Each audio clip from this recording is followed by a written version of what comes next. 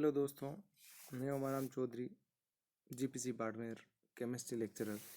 आज हम जो टॉपिक पढ़ने जा रहे हैं वो पढ़ने जा रहे हैं कोई भी सब्सटेंस है, केमिकल है, पदार्थ है, उसकी नेचर क्या है, यानी वो अम्लीय है या क्षारीय है या उसकी प्रकृति उदासीन है। सबसे पहले हम बात करते हैं अम्ल की। अम्ल जो हैं ये वे रसायन हैं जो स्वाद में खट्टे होते हैं, लेकिन ये ज़रूरी नहीं है कि अम्ल स्वाद में खट्टे ही होंगे। कुछ ऐसे हैं जो स्वाद में खट्टे नहीं हैं फिर भी वो अम्ल की भांति कार्य ही करते हैं, यानी अम्ल भी है। तो हम सामान्यतः जो बातें हैं अम्ल के बारे में जो बात करते हैं, यानी वे रसायन जो स्वाद में खट्टे होते हैं, और इनकी पहचान हम जो करते हैं, एक नीला लिटमस पेपर आता है जो अगर उसके विलयन में या उसके संपर्क में आता है तो वो लाल रंग का हो जाता है। और ये जो है पदार्थ जो जल में डालने पर H+ आयन देते हो, प्रोटॉन देते हो, उसे हम सामान्यतः अम्ल कहते हैं। और वैसे हम ये भी कह सकते हैं अम्लों की भी अलग अलग कैटेगरी हैं, जिसमें हम कहते हैं संयुग्मी अम्ल है, लुईस अम्ल है।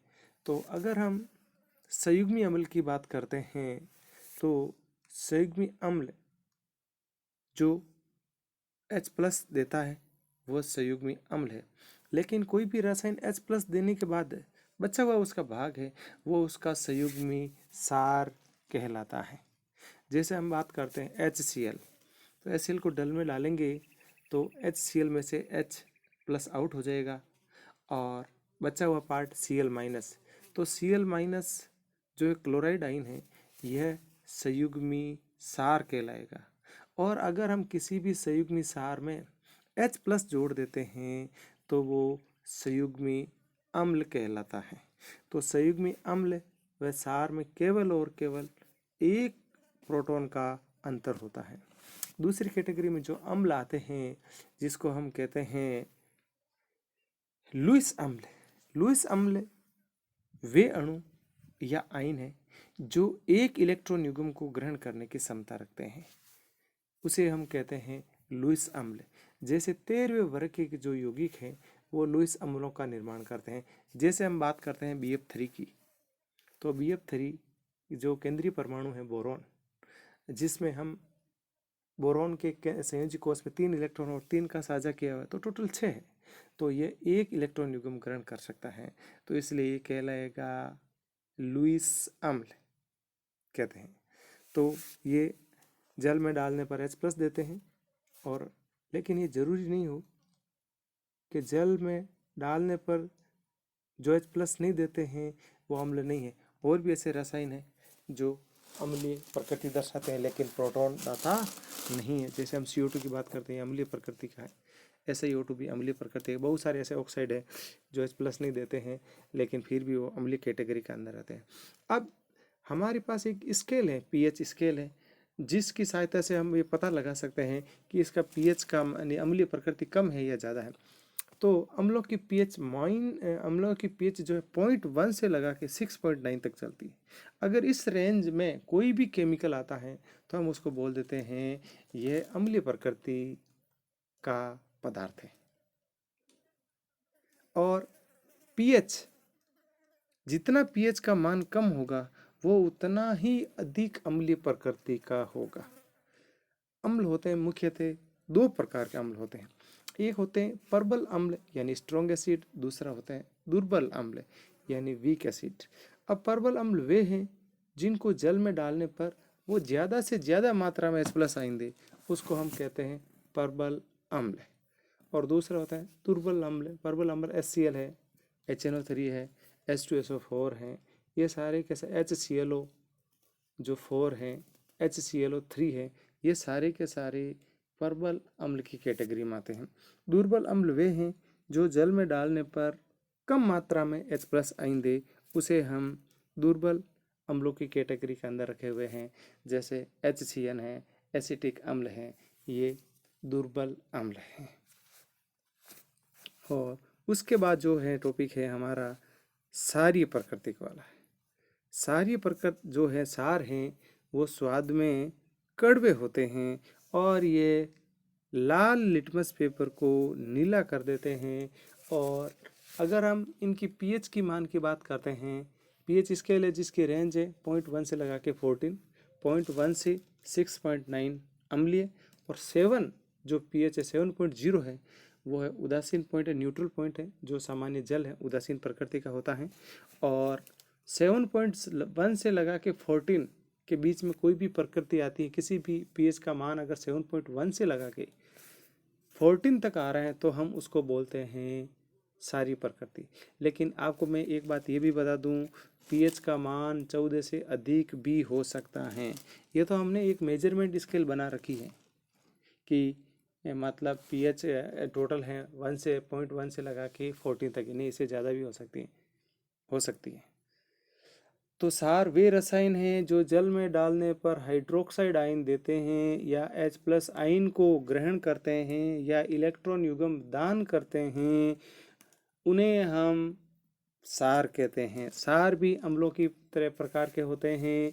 लुईस सार यानी सारे के सारे लिगेंड्स लुईस सार कैटेगरी के अंदर आते हैं, यानी वे अणु या आयन या वे रसायन के समूह जो इलेक्ट्रॉन युग्म देने का कार्य करते हैं उन्हें हम लिगेंड या लुईस सार भी कहते हैं। और जो H+ को ग्रहण करते हैं, प्रोटॉन को ग्रहण करते हैं, उसे हम जो है सार कहते हैं। सार भी अम्लों की प्रकार, अम्लों की तरह इसके भी दुर्बल और प्रबल। दुर्बल सार वे हैं जो जल में डालने पर कम मात्रा में हाइड्रोक्साइड आयन देते हैं, और प्रबल सार वे हैं जो जल में डालने पर ज़्यादा से ज़्यादा मात्रा में हाइड्रोक्साइड आयन देते हैं।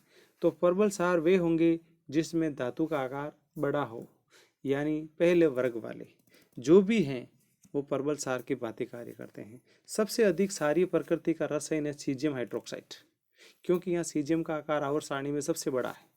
अगर हम सबसे बड़े आकार वाले धनायन की बात करते हैं तो वो है सीजियम आयन Cs+, और सबसे छोटे धनायन की बात करते हैं वो H+, सबसे बड़े ऋणायन की बात करते हैं वो है आयोडाइड I-, और सबसे छोटे ऋणायन की बात करते हैं वो है H-।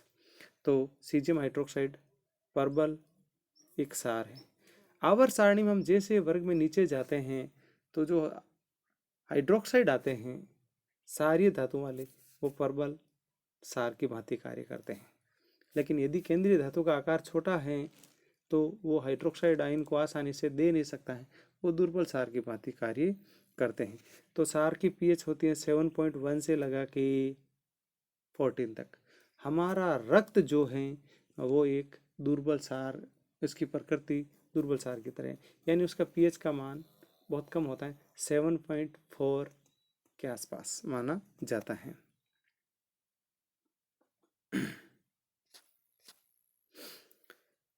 अम्ल और सार की क्रिया से जो अभिक्रिया होती है उदासीनीकरण अभिक्रिया कहते हैं। और अम्ल और सार जब आपस में क्रिया करते हैं तो अम्ल से H+ निकलता है यानी धनात्मक, और सार से OH- निकलता है, ये तो बन जाता है जल, और बचे हुए भाग आपस में जुड़कर लवण का निर्माण करते हैं, सॉल्ट का निर्माण। अम्ल और सार की क्रिया से लवण और जल बनता है। लवण के दो भाग होते हैं, एक भाग अम्ल से आता है उसे हम अम्लीय मूलक कहते हैं, और एक भाग धनात्मक भाग सार से आता है, इसलिए हम इसको सारी मूलक भी कहते हैं, वास्तविक मूलक के नाम से भी जाना जाता है। जैसे हम बात करते हैं HCl हाइड्रोक्लोरिक एसिड और NaOH sodium hydroxide caustic soda, अगर ये दोनों आपस में क्रिया करेंगे तो NaCl जो एक लवण है और H2O जो जल बनता है। NaCl में Na+ सार से आया है इसलिए सारी मूलक कहलाएगा, और Cl- यह जो है अम्ल से आया है इसलिए अम्लीय मूलक कहलाएगा। अब देखिए लवण की प्रकृति क्या होगी। जब हम किसी भी लवण को जल में डालते हैं तो उसका जलीय विलयन किस प्रकृति का होगा, यह अम्ल और सार पर निर्भर करेंगे। यदि दोनों ही प्रबल हैं तो उदासीन, और दोनों ही दुर्बल हैं तो भी उदासीन। लेकिन एक प्रबल है एक दुर्बल है, यानी अम्ल प्रबल है तो जलीय विलयन अम्लीय प्रकृति का, और अगर सार प्रबल है तो जलीय विलयन क्षारीय प्रकृति का। अर्थात हम कह सकते हैं समान प्रकृति वाले अम्ल क्षार उदासीन लवण बनाएंगे और अलग अलग प्रकृति वाले अम्ल क्षार मिलकर जो प्रबल भाग होगा उस प्रकार का जलीय विलयन बनेगा। जैसे हम बात करते हैं एक लवण है सोडियम एसीटेट, तो इसमें एसीटेट तो अम्ल से आया जो दुर्बल है और Na से आया जो प्रबल है, तो जलीय विलयन क्षारीय प्रकृति का होगा। उसके बाद हम पढ़ते हैं पीएच। पीएच एक पैमाना है जो रसायन है। पीएच का मतलब होता है power of the hydrogen ion. PH की जो पीएच बराबर होता है - log सक्रिय द्रव्यमान H+। सूत्र होता है पीएच बराबर -log बड़ा ब्रैकेट H+। तो हाइड्रोजन आयनों की सांद्रता का ऋणात्मक लघु गुणक मान पीएच कहलाता है। और पीएच स्केल एक वैज्ञानिक ने दी थी, सोरेनसन के नाम से भी जाना जाता है इस वैज्ञानिक ने। और इन्होंने एक स्केल बनाई, मेजरमेंट स्केल, जिस पर नंबर है 1 से लगा के 14 तक। 1 2 3 4 5 6 6.9 तक अम्लीय प्रकृति है, 7 उदासीन प्रकृति है और 7.1 से जैसे जैसे वैल्यू बढ़ेगी वैसे वैसे सारी प्रकृति भी बढ़ेगी। इस प्रकार से हम, और हमारा शरीर के अंदर अगर पीएच का मान थोड़ा सा भी परिवर्तन हो जाए अचानक तो मौत भी हो सकती है। लेकिन हमारे शरीर जो है बफर सिस्टम की तरह कार्य करता है। बफर सिस्टम यानी बफर विलयन है हमारे शरीर में। हम कितना भी कोई अम्लीय पदार्थ खा लें या क्षारीय पदार्थ खा लें तो हमारे शरीर की पीएच का मान, मनुष्य के शरीर का पीएच का मान हमेशा कांस्टेंट रहेगा। और अगर थोड़ा सा भी अचानक चेंज हो जाता है तो मनुष्य का विकेट गिर जाता है, यानी मौत हो जाती है। तो हमारे शरीर में बफर सिस्टम है, यानी हम कितने भी अम्लीय पदार्थ या क्षारीय पदार्थ खा लेंगे तो हमारे शरीर में ऐसे रसायन हैं जो पीएच को हमेशा कांस्टेंट रखेंगे। पीएच के मान में होने वाले परिवर्तन को रोकने वाले पदार्थ बफर कहलाते हैं, बफर विलयन कहलाते हैं।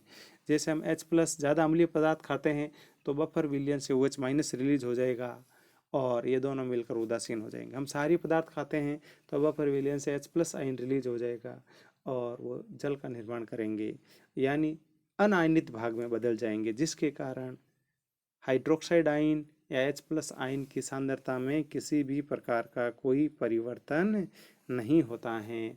इस प्रकार से ये जो है पीएच कहलाती है। अब लवण को जब हम जल में डालते हैं तो ये आयनों में टूट जाते हैं और इनमें विद्युत धारा प्रवाहित हो जाती है, तो ये कहलाते हैं विद्युत अपघट्य। प्रबल लवण को डालेंगे तो ज़्यादा आयन बनेंगे तो विद्युत धारा ज़्यादा प्राप्त होगी, तो हम इसको कहते हैं प्रबल विद्युत अपघट्य। और दुर्बल विद्युत अपघट्य को जल में डाला जाता है तो कम मात्रा में आयन बनेंगे, कम विद्युत धारा प्रवाहित होगी उसे, और तो हम उसको कहते हैं दुर्बल विद्युत अपघट्य। तो सारे आयनिक पदार्थ गलित अवस्था में विद्युत अपघट्य का कार्य करते हैं, लेकिन सहसंयोजक पदार्थ यूरिया, सुक्रोज, ये जो है जल में डालने पर आयनों में बदलने वाले नहीं हैं, ये विद्युत अनअपघट्य पदार्थ कहलाते हैं। इनमें विद्युत धारा प्रवाहित नहीं हो सकती हैं। तो इस प्रकार से आज हमारा जो टॉपिक था वो था पदार्थों की प्रकृति, अम्लीय प्रकृति हैं या क्षारीय प्रकृति हैं, पीएच क्या होता है और अम्ल किसे कहते हैं, क्षार किसे कहते हैं। इस प्रकार से ये टॉपिक था। Thank you.